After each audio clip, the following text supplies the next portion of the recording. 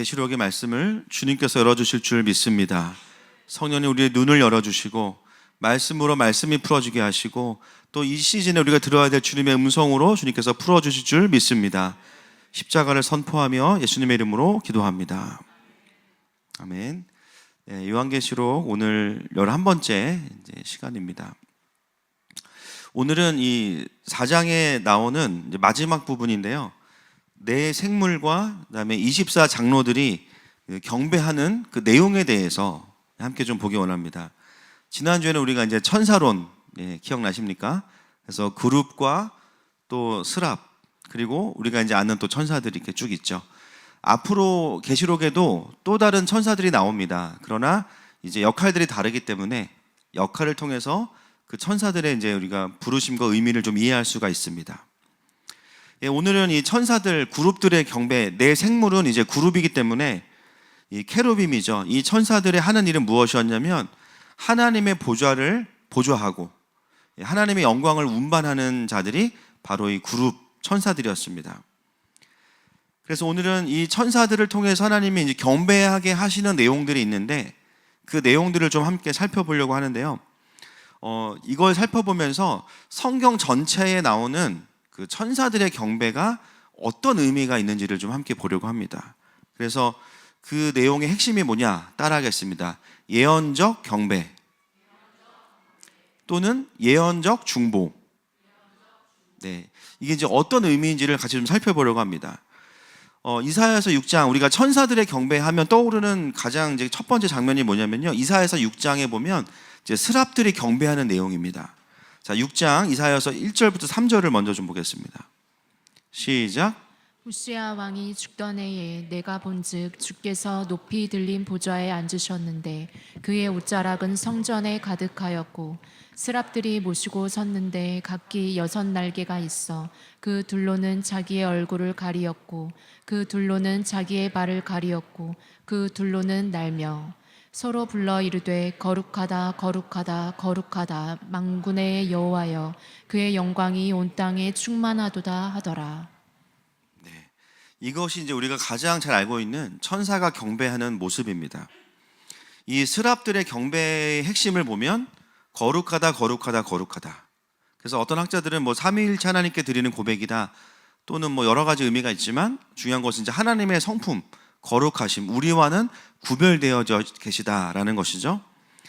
그리고 나서 나오는 경배가 뭐냐면요. 만군의 여호와여 그 영광이 온 땅에 충만하도다 이렇게 나옵니다. 이것이 그 스랍들이라는 천사들을 통해서 특별히 이사야서에 나와 있는 그 하나님을 향한 경배입니다. 근데 이것이 왜 이제 예언적 경배냐? 여러분 성경에서 말하는 예언은 단순히 미래에 일어날 일을 말하는 게 아니라고 말씀드렸죠. 이 프로페틱이라는 단어가 뭐냐면요. 물론 그것은 이제 미래적인 의미가 있어요. 그러나 더 중요한 게 뭐냐면 하나님께서 앞으로 하실 하나님의 큰 일, 하나님 나라의 완성, 구원의 성취, 하나님 나라의 완성된 그림 이런 것들이 이제 예언적이다라고 하는 겁니다. 그래서 이 천사들의 경배가 뭐냐면요. 하나님께서 앞으로 하실 일들에 대한 예언적인 선포가 이 천사들이 하고 있는 경배라는 거예요. 그래서 앞으로 하나님께서 회복하실 것이 무엇이냐라는 거죠. 여러분 이 이사야서 6장의 얘기를 오늘 좀 많이 하게 될 텐데 우리 주니층의 천사들 지금 경배 중인데 한 분만 올라가시면 될 것 같아요. 자, 우리 스랍들이 지금 같이 경배하고 있어요. 여러분 이사야가 이 환상을 볼 때는요 어떤 상황이었냐면 정치적으로 남유다는 굉장히 지금 수세에 몰려 있습니다. 왜냐하면 남유다 위에는 아수르가 강성하고 있고요 밑에는 애굽이 치고 올라옵니다. 그러면서 이때의 그 왕이 누구냐면 여러분 이 이사야서 6장이 언제 보여지는 환상이에요? 우시야가 죽던 해입니다. 가장 그 나라를 어쨌든 강성하게 이끌었던 남유다의 정말 훌륭한 왕 중에 한 명이었던 우시야가 그의 말년에 교만해져서 하나님께서 그에게 나병을 주시고 죽게 돼요. 그래서 이사야와 남유다가 의지했던 그 우시야가 죽던 그 해에 이 환상이 이사야에게 보여지는 거예요. 그리고 남유다는 하나님을 향한 제사가 있었지만 여전히 우상 숭배와 타락이 가득한 그 시즌이 남유다의 시즌이었습니다. 그래서 하나님께서 이 남유다에게 뭐라고 말씀하시냐면요, 1장 13절과 14절 말씀을 같이 한번 읽어볼게요. 시작. 헛된 재물을 다시 가져오지 말라. 분향은 내가 가증히 여기는 바요. 벌삭과 안식일과 대회로 모이는 것도 그러하니 성회와 아울러 악을 행하는 것을 내가 견디지 못하겠노라. 내 마음이 너희의 월삭과 정한 절기를 싫어하나니 그것이 내게 무거운 짐이라. 내가 지기에 곤비하였느니라. 하나님 뭐라고 말씀하시냐면 너희가 가져오는 예물도 싫다. 그리고 너희가 드리는 월삭과 절기를 내가 받지 않겠다, 이렇게 말씀하세요. 근데 그걸 뭐라고 말씀하시냐면 너희들이 월삭과 절기를 지키는 게 나에게는 무거운 짐이다, 이렇게 말씀하세요. 여러분, 이것이 왜 하나님께 무거운 짐일까요? 하나님께서 주신 절기를 지키는 건데요. 여러분, 월삭과 절기는 바로 하나님께서 시간의 주인 되심인 것을 인정하고, 절기에 숨겨져 있는 게 가장 중요한 게 뭐냐면 생명 사이클이라고 제가 말씀드렸죠. 그리고 주님의 다시 오심을 이야기하는 리허설이다. 결국은 절기를 지킨다는 것은 뭐냐면 우리가 하나님의 백성입니다. 우리를 새롭게 하시고 회복시켜 주시고 우리에게 구원을 주세요. 이게 절기의 본질인데요, 남유다가 삶에서는 하나님을 사랑하지 않아요. 삶에서는 우상을 섬기면서 절기를 너무 잘 지키니까 하나님께서 어떻게 느끼시겠어요? 부담인 거예요. 야, 너네가 절기를 지킨다는 것은 삶을 수반해야 되는데 삶은 우상을 섬기면서 끊임없이 나에게 복을 구하는 너희들이 나에게는 굉장히 부담스럽다, 무거운 짐이야, 이렇게 말씀하시는 거예요. 그런 와중에 우시아가 죽게 되고 하나님은 이사야에게 이 환상을 보여주십니다. 가장 먼저 등장하는 게 뭐냐면요, 하나님의 백성인 남유다와 상관없이 하나님은 거룩하다, 거룩하다, 거룩하다. 여러분, 이 땅의 모든 교회가 죄송해요, 다 없어져도요, 하나님은 거룩하세요. 6장 3절 말씀, 만군의 여호와여 그의 영광이 온 땅에 충만하도다. 여러분, 영광이 온 땅에 충만하도다 라는 것은 무슨 뜻이냐면 하나님의 주권과 통치가 온 땅에 가득하다라는 겁니다. 여러분, 지금 남유다의 현실은 이 경배와는 전혀 달라요. 오히려 하나님의 통치보다는 아수르와 애굽의 통치가 더 강력해 보입니다. 현실은 그렇지 않아요. 그런데 이 스랍들의 경배는 뭐냐면 하나님의 영광이 온 땅에 충만하다는 겁니다. 그것은 바로 하나님의 통치를 선포하는 거예요. 여러분, 이사야서 6장에서 이 천사인 스랍들의 경배가 무엇을 의미하냐면 하나님이 어떤 분이신지를 선포하고 그 하나님께서 앞으로 행하실 일들을 선포하고 있는 겁니다. 그래서 이 경배가요, 예언적 경배라는 거예요. 여러분, 이 땅에 보내시는 선지자들의 역할도 무엇이냐면 똑같아요. 지금은 안 그런 것처럼 보이지만 하나님께서 앞으로 행하실 일들의 그림을 받아서 그것을 선포하는 자들이 선지자입니다. 그래서 이 예언적인 중보라는 것은 어떤 기도 제목을 올리는 게 아니고요, 이 땅에 하나님이 하시기 원하시는 일들을 보여주실 때 그것을 다시 선포하고 경배하는 것, 그게 예언적 경배, 예언적 중보입니다. 여러분, 우리가 지금 나라를 위해 기도하고 있습니다. 단순히 현상만을 놓고 기도하지 않죠. 우리의 기도의 제목이 뭐예요? 하나님, 이 나라가 하나님이 세우신 그 부르심대로 세워지게 해주세요. 우리가 판단하지 않겠습니다. 여러분, 지금 우리나라의 대통령이 수천 명이에요. 다 본인들이 판단해. 그죠? 군인들 나와서 막 울고 막 난리도 아닙니다, 지금. 하나님, 우리가 판단하지 않고 하나님께서 판단하실 겁니다. 우리가 선포하는 건 뭐예요? 복음 통일, 선교 한국, 아시아의 부흥. 우리가 그 하나님의 그림을 더 선포해야 되는 시즌이 바로 지금이에요. 그러므로 결국 이 땅에 성령의 새바람이 불어올 것입니다. 그런데 하나님께서는 그것을 선포할 하나님의 사람들, 선지자적인 사람들을 이 땅 가운데 세우기 원하시는 거예요. 여러분, 우리가 하나님의 일하심을 선포할 때 어떤 그것을 경험하냐면요, 그 일이 이루어지지 않았는데 나에게 이루어지는 확신으로 주어질 때가 있어요. 할렐루야. 그리고 신앙생활을 하다 보면 정말 그게 이루어져요. 그래서 우리가 하나님의 그림을 선포한다는 것은 뭐냐면 하나님이 하실 것을 우리가 다시 한번 선포함으로 인해서 그 하나님의 통치가 그 장소에 그 선포를 하는 자들에게 풀어짐을 경험케 하시는 거예요. 그때 어떤 마음이 있냐면 아, 이거 되겠구나. 상황은 전혀 아닌데 하나님이 이루시겠구나. 여러분, 이것이 바로 예언적인 중보이고 예언적인 선포입니다. 꼭 나라를 향한 것만 우리가 그런 게 아니죠. 우리의 가정을 향해서, 또 나의 삶을 향해서. 지금 내 삶은 전혀 그런 상황이 없고요. 기미도 안 보여. 근데 하나님 쓰신다라는 확신을 주시니까 그냥 선포하는 거예요. 할렐루야. 여러분, 마지막 때에 정말 보여지는 이 예배의 모습은 바로 이런 거예요. 여러분, 하나님은 물론 모든 사람이 기도를 들으십니다. 그런데 기도라고 해서 다 똑같지가 않다라는 거예요. 어떤 사람의 기도는요, 자기에게만 관심이 있어요. 나의 필요, 나의 감정, 나의 마음, 나의 상태. 물론 그것도 하나님은 우리에게 관심이 있으시죠. 그러나 오늘 본문에 나오는 천사들의 경배와 비교한다면 하나님 나라와 좀 너무 무관한 기도들, 그런 기도와 예언적인 경배는 확실히 다른 겁니다. 여러분, 그래서 한 사람의 신앙의 수준을 알려면, 수준이라는 것은 뭐 높고 낮고를 말하는 게 아니고요, 우리가 성장하면서 우리의 기도가 바뀐다는 거예요. 오해하지 마세요. 그 사람의 신앙의 수준을 알려면 그 사람의 경배의 깊이를 보면 알 수 있어요. 처음에는 누구나 다 내가 받는 은혜, 그게 나쁜 게 아니고 이기적인 게 아니에요.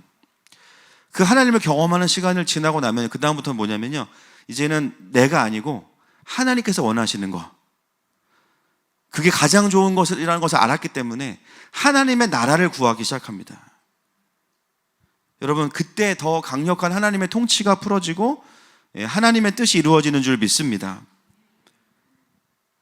그래서 여러분, 예언적인 중보와 경배는 그 자체가 굉장히 선지자적인 어떤 부르심이다라는 거예요. 여러분, 이 천사들이나 24 장로들이나 보면요, 이들의 공통점이 있어요. 다 어디 근처에 있습니까, 이들이? 구미동, 어디 근처에 있습니까? 보좌 근처에 있어요, 보좌 근처.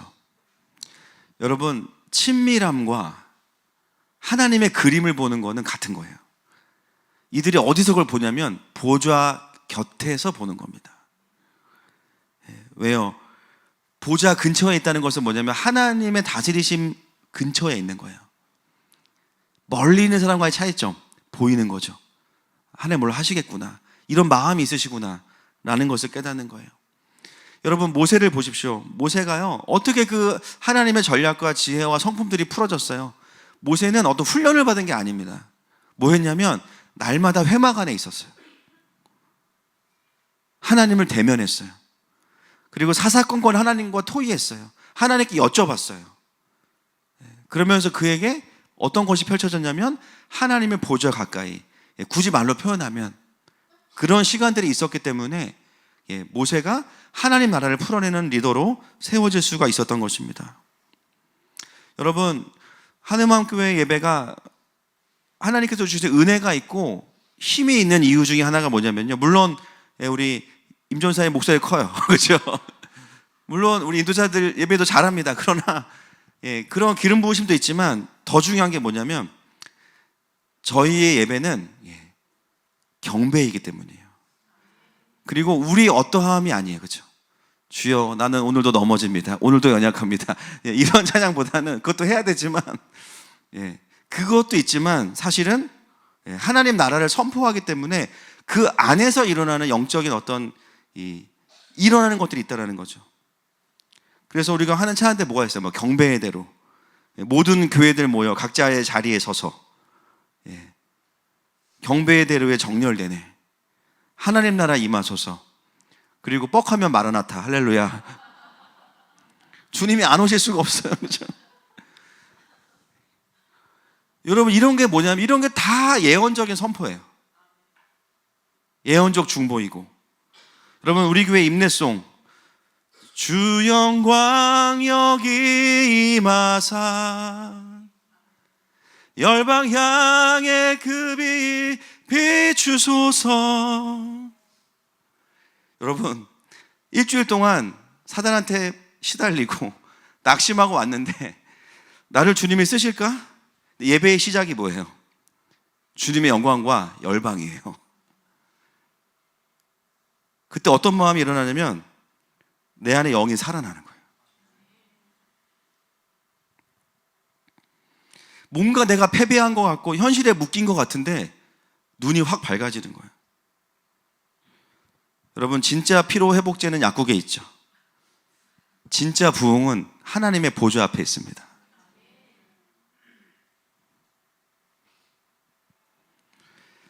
그러므로 하늘마음의 경배는요, 점점 더 주님의 보좌 앞에서 드리는 예언적인 경배로 더 풀어질 것입니다. 여러분, 이사야가 왜 하나님께서 이사야를 부르시면서 여러 가지로 부르실 수 있잖아요. 근데 하나님께서 계시록 4장처럼 하나님의 보좌를 앞으로 부르셨겠어요. 이제부터 이사야에게 일어나는 일들을 주목해야 됩니다. 그 영광을 보고 그 스랍들의 경배를 본 이사야가 뭐라고 이야기하냐면요, 너무 영광스럽다 막 이런 게 아니에요.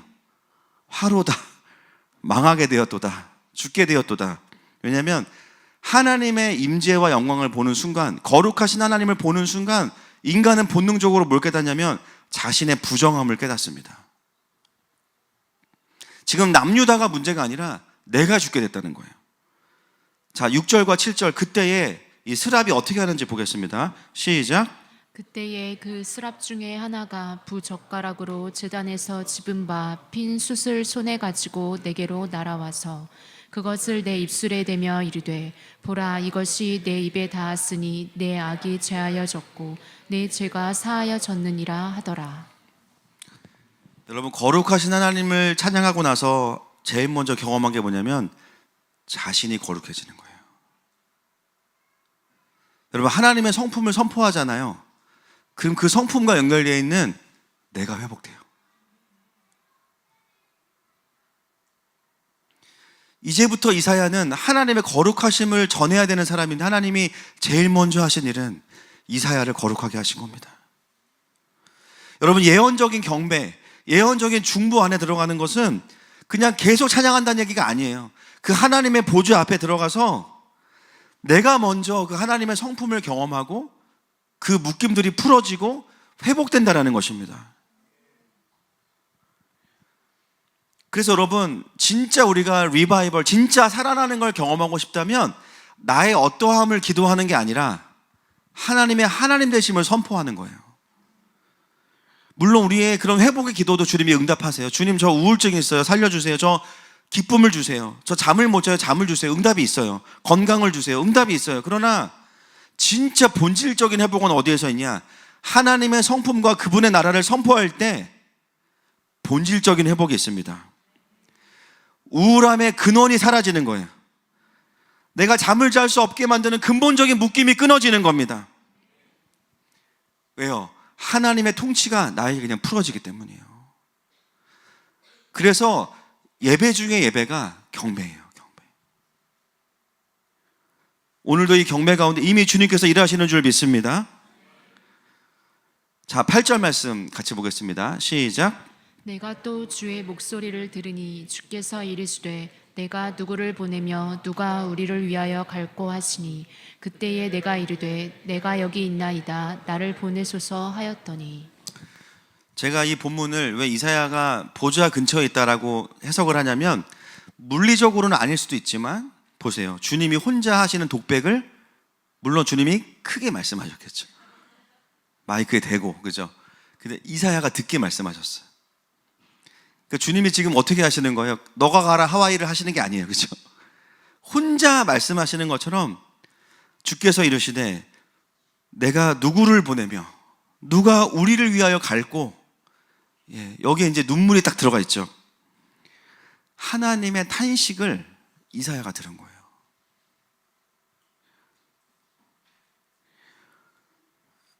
그 애통해하시고 슬퍼하시는 하나님의 마음이 느껴지는 자리에 이사야를 하나님이 초청하신 거예요.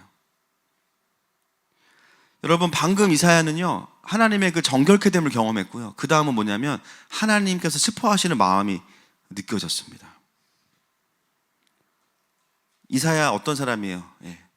은혜 받으면 순종하는 사람. 뭐라 그래요? 내가 여기 있나이다.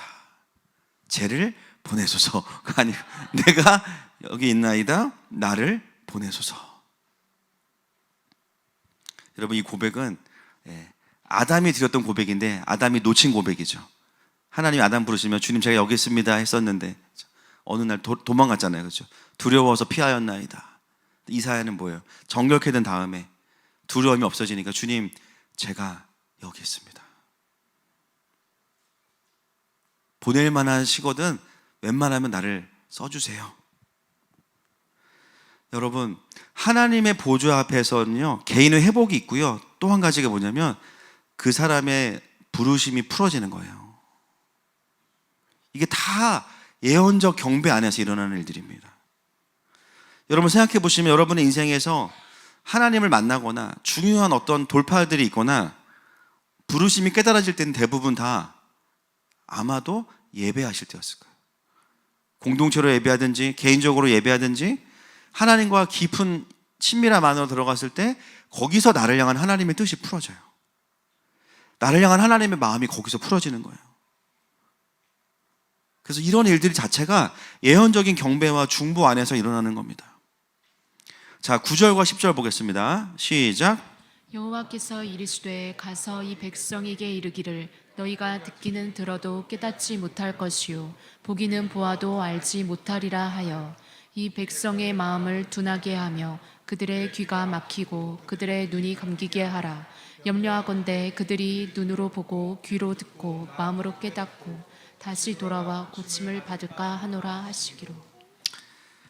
그리고 나서 부르심이 딱 주어지고 나서 하나님이 무엇을 말씀하시냐면요, 현실을 말씀하세요. 현실. 제가 신대원 다닐 때 이제 채플이 매일 있거든요. 그러면은 이제 외부 목사님들이 많이 오세요. 이제 그래서 잘 모르는 분 오시면은 전사들이 이제 좀 죄송해요. 잘 준비하고 오는 분들도 몇 분 있어요. 근데 이제 좀 좋은 목사님들, 은혜되는 목사님들 오면은 막 이제 그때가 제가 이제 2006년 막 이때 그때 이제 가장 핫한 분이 이찬수 목사님. 그래가지고 이찬수 목사님 오시는 날은 보통 전사들이 이제 예배 끝나면 바로 점심 시간이거든요. 그러면 이제 끝나자마자 주와 함께 달려가리이다. 그러면서 이제 식당까지 한 600m 되는데 막 전력 질주하거든요. 그때 이찬수 목사님 오신 날은 끝나고 아무도 안 나가. 다 울고 있고 다 회개하고 엄청 혼났는데 다 회개하고 있어. 막 은혜 받아. 그래서 야 이제 우리 이제 제가 다녔던 학교는 전국에서 그 학교 하나로 이제 오니까 끝나면 전국으로 전사들이 쫙 이제 퍼져가요. 가면서 막 가자. 그래서 갔는데 이제 화요일 날 만나면 다 이제 패배해가지고 와 있어. 막 중고등부 사역자들 다 거의 막 죽기 직전이야. 막 너무 말 안 듣는다고 막 힘들다고 막. 영광이 오면은 그림이 오면은 막 업되는데 현실을 보면 또 무너져.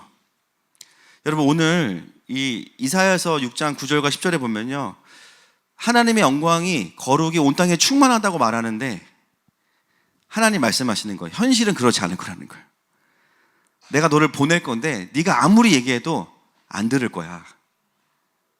깨닫지도 못할 거야. 눈은 보지도 못할 거야.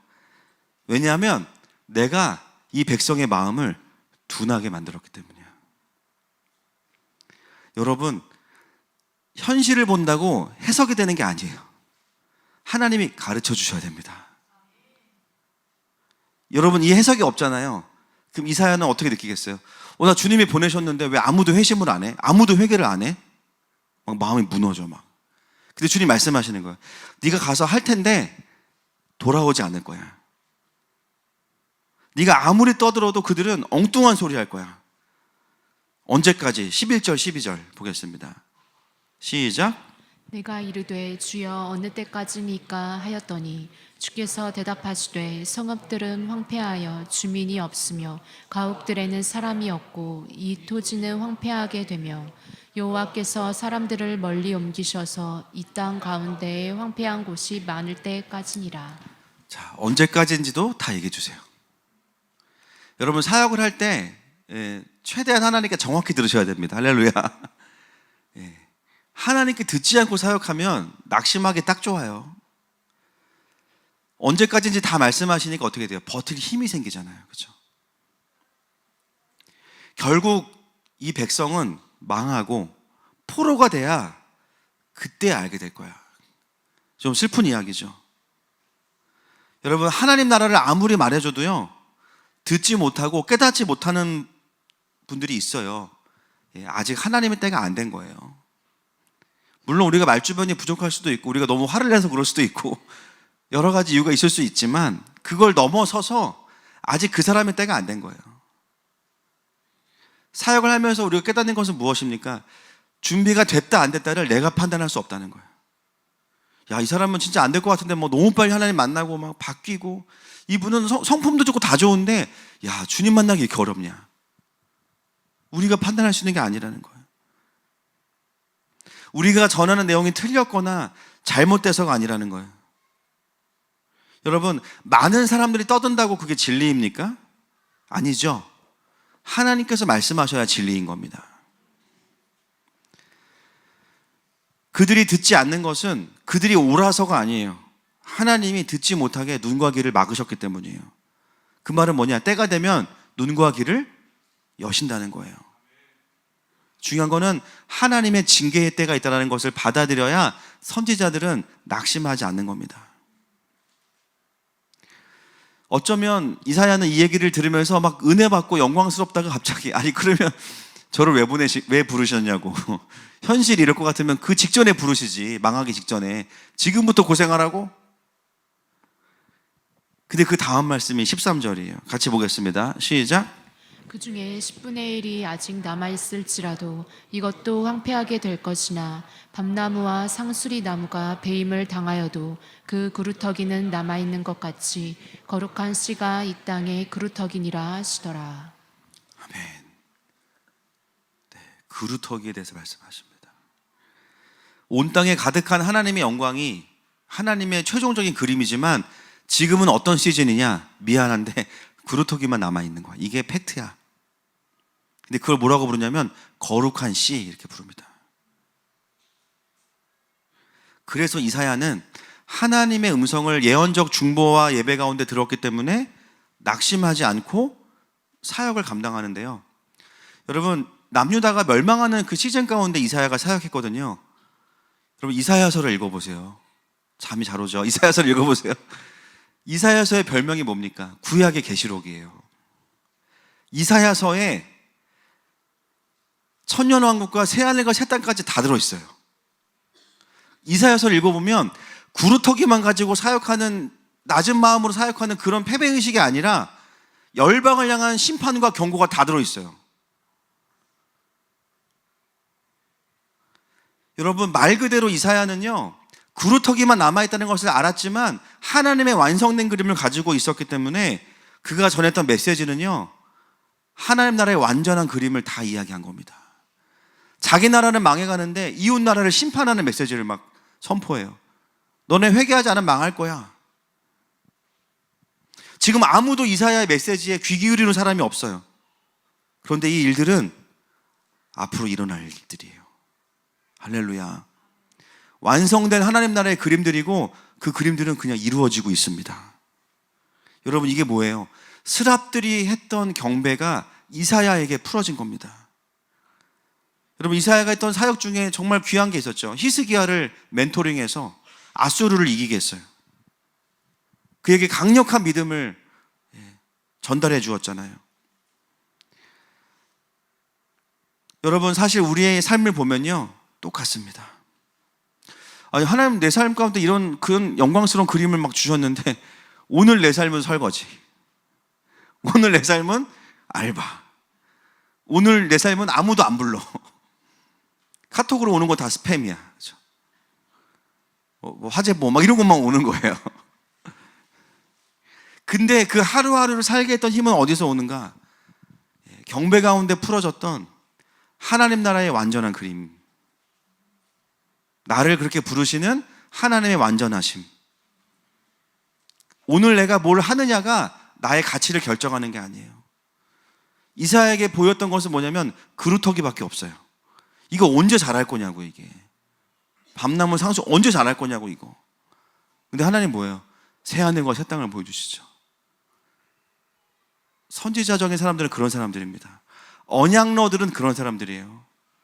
현실을 현실로 보는 게 아니라 하나님께서 말씀하시는 것을 현실로 받아들이는 사람들. 지금은 없지만 있는 것처럼 말씀하시는 주님을 신뢰하는 사람들입니다. 그래서 하나님의 사람들은 두 가지가 다 있어야 돼요. 하나님 나라의 큰 그림 속에서 지금의 때를 분별할 수 있어야 되고요. 그 큰 그림이 있지만 지금 나에게 원하시는 오늘의 한 걸음이 무엇인지를 또 이해하고 있어야만 하나님과 함께 갈 수 있는 겁니다. 먼저는 하나님 나라를 알지 못하는 분들은 먼저 하나님 나라를 빨리 이해해야겠죠. 무엇을 통해서? 하나님의 말씀을 통해서. 요즘에 저도 열심히 강의를 찍고 있는데 너무 발령기야. 그래가지고 너무 좀 마음이 어려워요. 그래서 이거 참 어떻게 해야 되나 싶은데 하여튼 빨리 올려야 돼서 지금 계속 찍고 있습니다. 그 제가 또 약간 화면빨이 안 맞더라고 보니까 신문이 났죠. 그래서 지금 오프라인으로 돌려야 되나 막 카메라가 너무 안 좋고 그래서 중요한 거는 이제 제가 말을 할 수 있을 때 빨리 하나님 나라의 킹덤 에센스를 빨리 남겨야 된다. 이제 그게 이제 목표인데 제일 중요한 건 뭐냐면 일단 하나님 나라를 알아야 돼요. 일단 모르면 이제 안티 킹덤으로 뛰면서 막 나는 주님 위에 살고 있어 이렇게 되는데 이제 주님 보시기에 이제 안타깝지. 야, 그 방향 아니야. 그죠? 열정만 있으면 안 되고 정확한 방향과 그림이 있어야 되고요. 당연히 말씀을 통해서 배워야 되고 그 다음에 지금은 어떤 때인가 그렇다면 이사야의 시즌에는 그루터기잖아요. 지금 우리는 어떤 때입니까? 이 대한민국을 향한 하나님의 뜻과 계획을 받아서 풀어내는 때죠. 복음 통일과 아시아의 부흥을 연결하고 이스라엘을 향한 정렬 그리고 한 일의 증인으로 준비되는 시즌 정확한 타이밍을 이해해야 지금 우리는 그 무엇을 준비해야 될 거냐 그게 이제 거기서 나오는 거죠.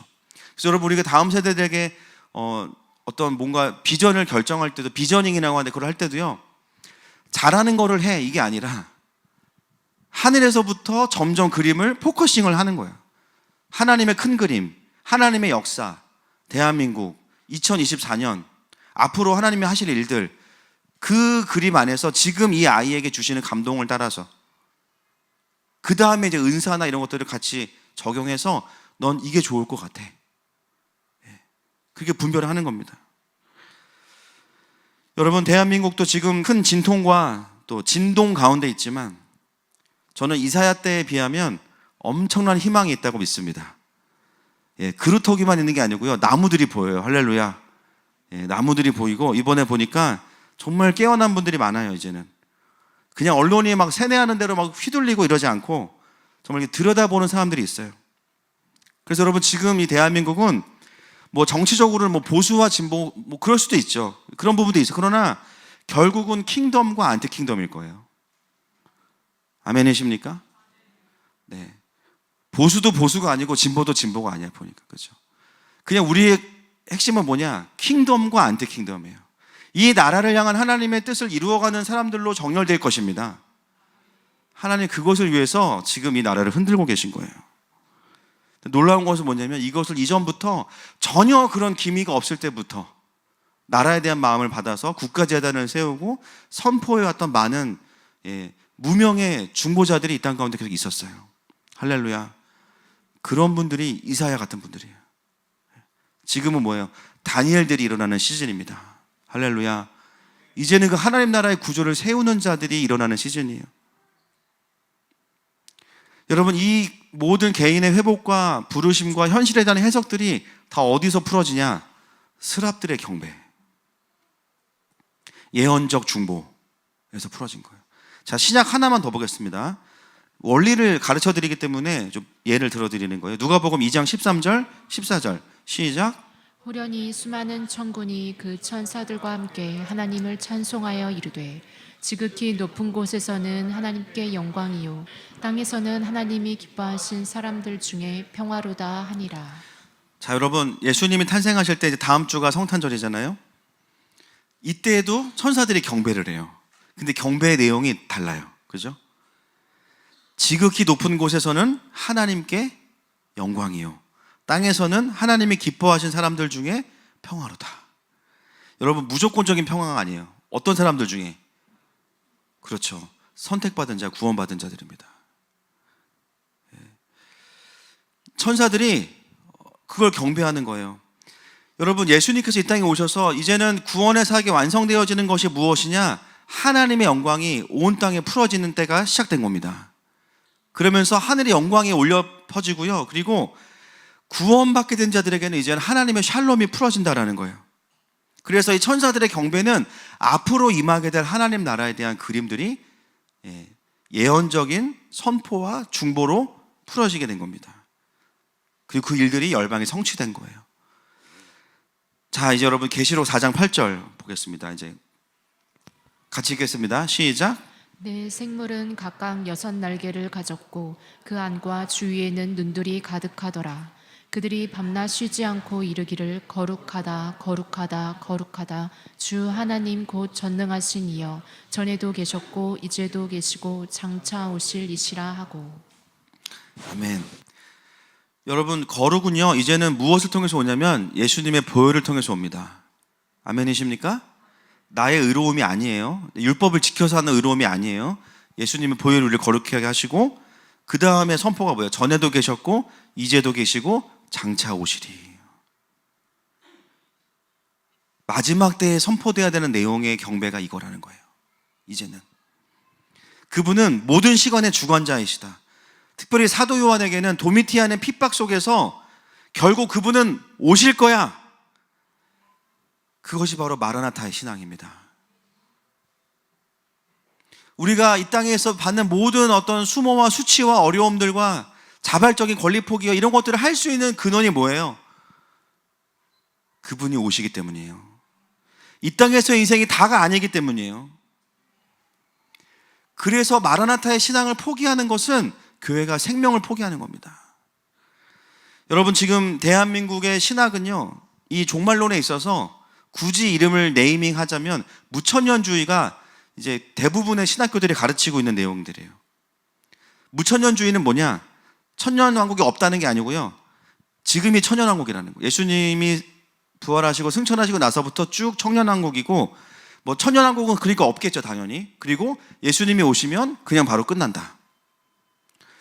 아마 기존의 그런 메시지로 또 알고 계시는 분들도 계실 거예요. 여러분, 이 무천년주의가 언제 시작이 됐냐면 오리겐, AD 185년경에 오리겐이 시작을 했고, 그 다음에 어거스틴을 통해서 이 무천년주의가 이제 정리가 됐어요. 근데 왜 무천년주의가 나왔냐? 왜 나왔을까요? 그분이 안 오시는 거야. 계시록 쓸 때까지만 해도 곧 내일 오실 것 같아요. 막 진짜 이렇게 핍박이 심하면, 바벨론 핍박이 심하면 오실 것 같은데 안 오셔. 그리고 오리겐이나 어거스틴 그 이후에는 뭐냐면 이스라엘이 멸망했기 때문에 없어졌어요. 현실을 설명하려고 하다 보니까 신학이 나온 거예요. 이 부분에 있어서는. 여러분, 이게 뭡니까? 현실에 말씀을 끼워 맞추기 시작하면요, 나중에는 충돌하게 생겨요. 그래서 이번 주에 저희 전사님 중에 신학교 다니는 전사님하고 얘기했는데, 무천년주의 안에 엄청나게 많은 이론이 있대요. 왜 많은 다른 종류가 있을까요? 설명이 다 안 되니까 또 다른 무천년주의, 또 다른 무천년주의 계속 나오는 겁니다. 여러분, 왜 이 내 생물의 천사들이 마지막 때에 다시 오실 주님에 대한 그 선포와 경배가 가장 핵심으로 들어있겠습니까? 그것은 마라나타 신앙을 우리에게 이야기하는 겁니다. 더 이상 이 땅에 소망을 두지 마라. 이 땅은 좋아지지 않을 거야. 천년왕국 전까지 계속 어려워요. 왜냐하면 이 땅을 진동하시고 이 땅에서 어렵게 사람들이 돌아오거든요. 이 땅에 소망이 있는 게 아니거든요. 이 땅은 아무리 노력한다고 해도 완전해질 수 없는 거예요. 저는 무천년주의를 비판하고 싶은 게 아니라 성경을 말하고 싶은 거예요. 여러분, 주님이 오시는 것을 부정하진 않죠. 그러나 무천년주의가 어떤 열매를 갖게 되냐면요, 마라나타 신앙을 잃어버리게 해요. 물론 그런 마음속에 있는 분들도 계시겠지만 기본적으로 강조점이 다르다 보니까 오실 주님에 대한 메시지가 희박해질 수밖에 없어요. 자꾸 이 땅에서 뭔가 이상적인 나라를 이루어보겠다는 유토피아를 꿈꿀 수밖에 없는 거예요. 저도 하나님 나라를 20년 이상 공부해 왔지만 제 그 가르침 안에도 무천년주의적인 요소가 있다는 걸 좀 보게 됐어요. 아, 그렇구나. 마지막 때의 하나님 나라는 무천년주의에서 말하는 그 킹덤하고는 다르겠구나. 성경이 말하는 하나님 나라를 이야기해야 돼요. 여러분, 저는 지금 이 한국교회 안에 무천년주의가 엄청 풀어져 있거든요. 오히려 그래서 지금이야말로 마라나타가 필요합니다. 그래서 마라나타가 필요한 거예요. 많은 교회들이 잠잘 수밖에 없는 이유가 뭐예요? 주님의 오심이 느껴지지 않아요.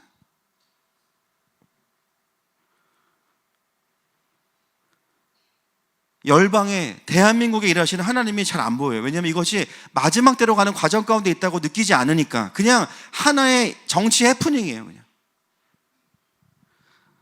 뉴스를 보고는 있지만 하나님 나라를 그 속에서 발견해내지는 못해요. 이렇게 많은 유대인들이 고토로 돌아가고 있는데, 여러분, 무천년을 갖게 되면요, 왜 천년왕국을 부정하는지 아세요? 이스라엘을 인정하지 않기 때문이에요. 그건 뭐냐? 성경을 인정하지 않는 거예요. 지금의 이스라엘은 그 이스라엘이 아니라는 거예요. 이렇게 많은 유대인들이 이렇게 짧은 시간 동안에 수많은 사람들이 구원받고 돌아가고 있는데 그거 안 보는 거예요. 여러분, 우리는 하나님의 말씀의 성취를 믿습니다. 킹덤을 따라간다는 건 뭐냐면 하나님의 판단을 믿고 따라가는 거예요. 그리고 그것을 살아내지 못하거나 그것과 충돌된다면 우리는 성경을 선택해야 됩니다.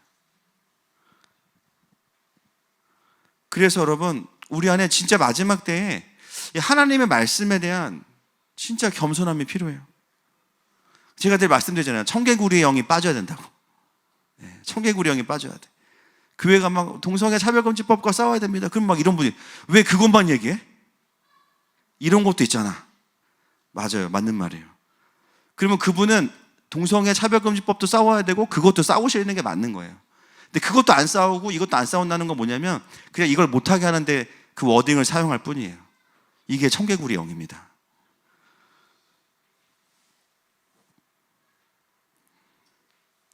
핵심은 뭐냐? 결국 교회는 계속해서 지금도 다스리시고 다시 오실 주님을 현재적으로 바라보고 선포하고 나아가야 된다는 거예요.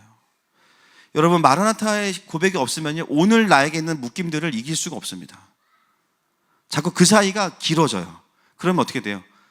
재정도 더 많이 모아놔야 되고, 뭔가 조금 더 많은 것들 이 땅에서 이루어야 된다는 마음들이 생기다 보니까 오늘 내가 돌파할 수 있고 자유할 수가 없어요. 하는 마음에는 정말 하나님께 감사하게도 이것들을 풀어주시는데 그것이 우리의 더 삶이 되기를 축복합니다. 자, 4장 10절 읽겠습니다. 4장 10절 시작. 24장로들이 보좌에 앉으시니 앞에 엎드려 세세토록 살아계시는 이에게 경배하고 자기의 관을 보좌 앞에 드리며 이르되. 자, 24장로들의 경배하기 전에 먼저 하는 게 뭐냐면 자기의 관을 보좌 앞에 드립니다. 금관이죠. 금관은 권세와 통치의 권한입니다. 이거 누가 주신 거예요? 하나님 주신 거예요. 근데 그걸 장로들이 스스로 벗어서 주님께 드려요. 왜요?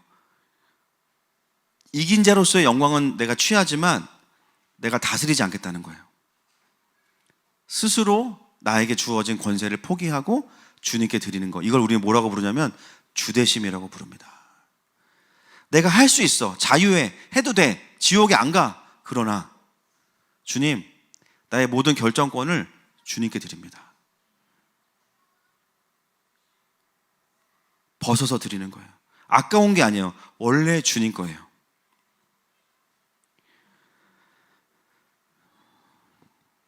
마지막 때에 교회를 대표하는 장로들의 고백, 삶의 결재권과 결정권을 주님께 드리는 겁니다.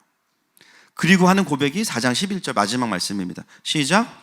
우리 주 하나님이여, 영광과 존귀와 권능을 받으시는 것이 합당하오니 주께서 만물을 지으신지라. 만물이 주의 뜻대로 있었고 또 지으심을 받았나이다 하더라. 만물을 지으신지라. 만물이 주의 뜻대로 있었고 또 지으심을 받았나이다. 여러분, 마지막 때의 경배는 뭐냐면 만물을 향한 주님의 뜻이 회복되는 것입니다. 창조하신 모습들이 회복되는 것입니다. 그것이 킹덤이에요. 새 하늘과 새 땅이 완성된다는 것은 하나님 나라의 완전한 회복을 의미하는 것이죠. 지금 우리의 눈에 보이기에는 이 세상은 여러 가지로 파괴되고 어려워지고 있어요. 그러나 천상의 경배는 그것만을 말하고 있지 않습니다. 결국 이 땅은 하나님의 뜻대로 완성되어질 거야. 그러나 이 땅이 좋아져서 완성되는 것이 아니라 천연왕국이 지나고 나면요, 하늘도 없어져요. 마치 트루먼쇼에 나오는 그 세트 있잖아요. 하늘이 말려서 없어져. 갑자기 뭐야 없어져. 완전히 새로운 것으로. 리모델링이 아니에요. 창조예요. 할렐루야. 여러분, 이 땅에 소망이 없습니다. 아멘이십니까? 하나님께만 소망이 있습니다. 말씀을 좀 정리하기 원합니다. 오늘 우리가 여러 예를 통해서 깨달은 것은 뭐냐면, 예언적 경배가 얼마나 중요한지를 함께 봤습니다. 그것이 능력이 되기 위해서 하나님 우리에게 천상의 경배를 보여주셨습니다. 결국 이 마지막 때의 사역은요, 그 경배하는 예배, 그 예언적 경배자와 중보자들의 연합 안에서 풀어지는 거예요. 저는 그런 기도가 나왔어요. 주님, 러시아 우크라이나 전쟁 끝나면 러시아에 있는 믿는 자들과 우크라이나 사람들이 함께 모여서 경배하게 해주세요. 한세 사람은 먼저는 경배 안에서 풀어져야 돼요. 이사야 19장 23절에 그날에 애굽에서 아수르로 통하는 대로가 있어 아수르 사람은 애굽으로 가겠고 애굽 사람은 아수르로 갈 것이며, 그 다음에 애굽 사람이 아수르 사람과 함께 뭐하리라? 경배하리라. 여러분, 하나님은 더 마지막 때에 그 예언적 중보와 경배를 통해서 하나님의 일들을 풀어가실 겁니다. 그 예배가 컨트롤 타워예요. 그래야 그 일들이 증언함을 통해서 하나님이 하셨다는 게 드러나는 거예요. 하나님, 하늘마음의 예배가, 모든 예배가, 개인 예배까지 다 하나님 더 예언적 경배가 될 수 있도록 주님께서 오늘 길을 열어주시고 기름 부어 주시옵소서. 우리 함께 선포하면서 이 찬양하면서 나아가십시다.